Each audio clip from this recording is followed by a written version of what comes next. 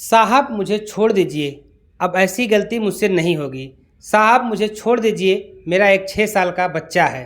शायद इसी तरह से पुलिस कस्टडी में गिड़गिड़ा रही होगी चमन देवी। नमस्कार, मैं सुशील तिवारी, आप देख रहे हैं एक सहारा न्यूज। आज हम फिर से बात करते हैं नाला सुपारा हत्याकांड, जिसमें चमन देवी ने अपने पति को किस तरह से हत्या करके अपने ही बेडरूम में दफना करके 21 दिनों से उसी के ऊपर बेड लगा करके सोती थी। ये खबर मैं लगातार आपको इसलिए दिखा रहा हूँ, इसलिए आपको जानना ये बहुत ज़रूरी है कि समाज में जो इस तरह की स्थितियाँ हैं किस तरह से आगे धीरे धीरे बढ़ती जा रही हैं। आपने देखा होगा नीला ड्रम सबसे ज़्यादा फेमस हुआ, उसके बाद सोनम रघुवंशी किस तरह से हनीमून पे अपने पति के साथ जाती हैं और उसकी हत्या करके फरार हो जाती है और गाजीपुर में मिलती हैं। किस तरह से ये पूरी मिनिस्ट्री बनी रही, लोग इसको खोजते रहे, पुलिस खोजती रही। लेकिन उसी तरह से आज नाला सुपारा की जो दर्दनाक घटना है, जिसने आज पूरे देश को झकझोर करके रख दिया है।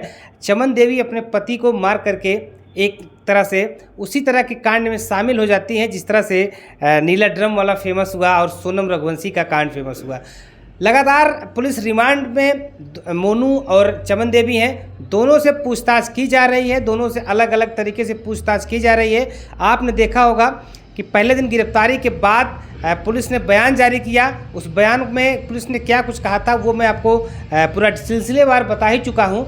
लेकिन दूसरे दिन किस तरह से मोनू और चमन को फिर से पुलिस स्टेशन में रखा जाता है और उसके बाद दूसरे दिन किस तरह से आपने देखा होगा कि चमन को मौका वारदात पर ला करके सीन क्रिएशन कराया जाता है। किस तरह से वहाँ पे घटना हुई थी और क्या क्या वहाँ से बरामद हुआ था, मैंने आपको सब बताया। आज तीसरे दिन की जो सबसे बड़ी घटना है वो ये है कि मोनू को अब सीन क्रिएशन के लिए उसे ले जाया जा रहा है और कलम बीच पर, जहाँ पे बताया जा रहा था कि कलम बीच पर ये लोग एक रात रुके थे, उसके बाद वहाँ से पुणे चले गए थे। कलम बीच की जानकारी ना तो पुलिस को थी, ना ही विजय के किसी परिवार को थी, बल्कि ये जानकारी थी विजय के उस 6 साल के बेटे की, जिसने पुलिस को और अपने चाचा कमलेश चौहान को ये सारी बातें बताई। बाद में मोनू और चमन ने इस बात को कबूल भी किया था। तो मोनू को आज पुलिस जो है कलम बीच लेकर के गई है, जहाँ पे वो रुके थे। वहाँ पे सीन को क्रिएट किया जा रहा है, वहाँ से कुछ इकट्ठा करने का पुलिस प्रयास कर रही है, क्योंकि पुलिस चार्जशीट बहुत मजबूत इस पूरे प्रकरण में पेश करना चाहती है, जहाँ से इन दोनों को सज़ा मिल सके। लेकिन वहीं जो सबसे बड़ी बात निकल करके आ रही है, लोक चर्चा का जो विषय बना हुआ है, मैंने तमाम ऐसे व्यूअर्स को देखा जो लगातार ये कमेंट करके बता रहे हैं कि वहाँ पे जो तीसरा नाम निकल करके आया है सर्वेश गिरी का, वो बड़ा सातिर है।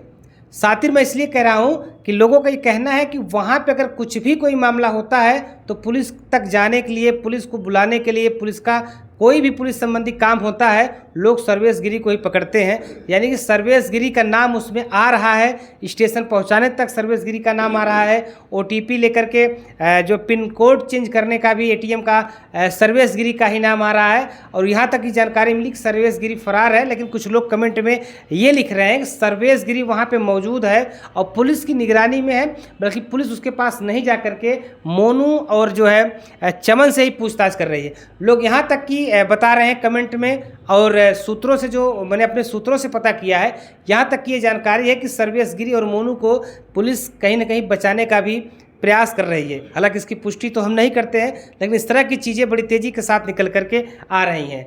अब आप समझ लीजिए कि मोनू से सीन क्रिएशन के लिए मोनू को ले जाया जा रहा है, उसके बाद चमन को ले जाया गया, फिर हो सकता है कि दोनों को साथ ले जाया जाए, फिर हो सकता है कि जो विजय का बच्चा था 6 साल का, जो काफ़ी जानकारियाँ इकट्ठा किया था, जो कई ऐसी वहाँ पे अश्लील चीज़ें उसने अपने आंखों से देखी है मोनू और अपने माँ के बीच, वो भी बर्दाश्त नहीं कर पाया, वो अपने चच्चा से बताया और रोने लगा। उसके चच्चा भी, कमलेश चौहान भी देख करके रोने लगे।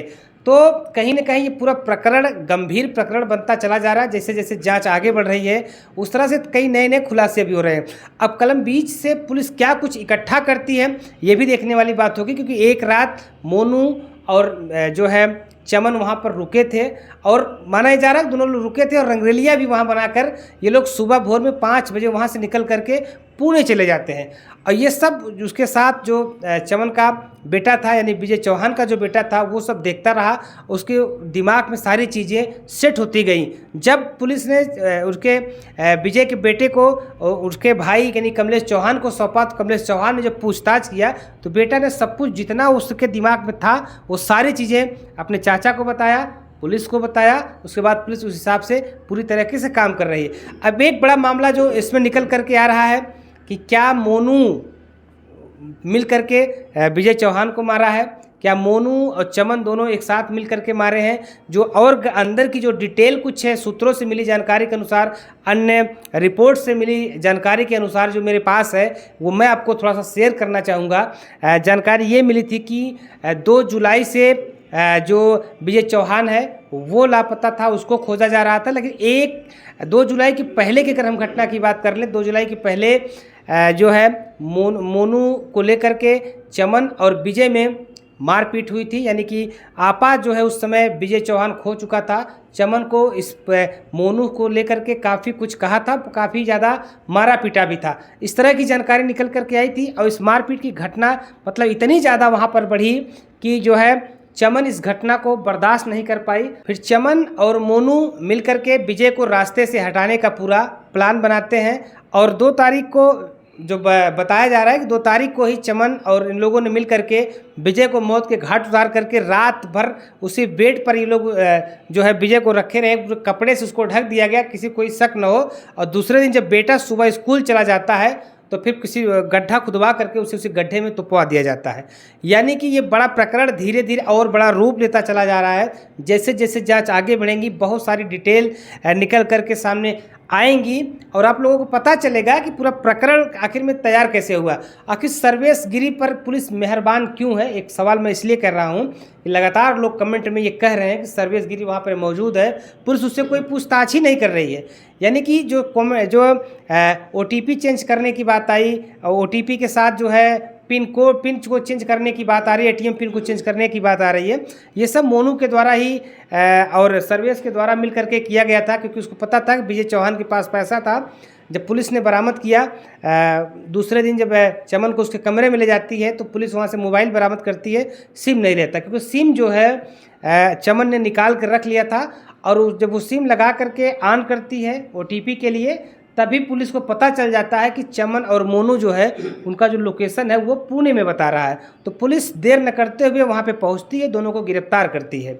ऐसे में OTP के माध्यम से जो विजय के खाते में जो पैसा था वो पैसा ट्रांसफ़र करने की भी बात कहीं ना कहीं सामने निकल करके आ रही है। हालांकि इसकी पुष्टि तो अभी नहीं है, लेकिन ये बातें काफ़ी तेज़ी के साथ चल रही हैं और सर्वेश गिरी को पुलिस कुछ नहीं कर रही है। लोग ये चाहते हैं कि सर्वेश गिरी से भी कड़ाई के साथ इस पर पूछताछ हो, क्योंकि सर्वेश गिरी ही इसमें मास्टरमाइंड लोग मान रहे हैं कि सर्वेश गिरी ने मिल करके ही इस तरह का प्लान रचा हुआ था। वहीं मोनू की माँ जो है वो भी कई बयानों में बता चुकी है कि चमन और मोनू के बीच के संबंध को लेकर कई बार उसने चमन को समझाने का प्रयास किया था, लेकिन चमन जो है कि मानने को तैयार नहीं थी। मोनू को बुला लेती थी, मोनू जब घर पे जाता था चमन को आंटी कहता था, लेकिन उसके बाद बीच का जो संबंध था वो सबके सामने नहीं था, लेकिन परिवार के लोग जानते थे, जिसको लेकर के काफ़ी विवाद भी होता रहा था।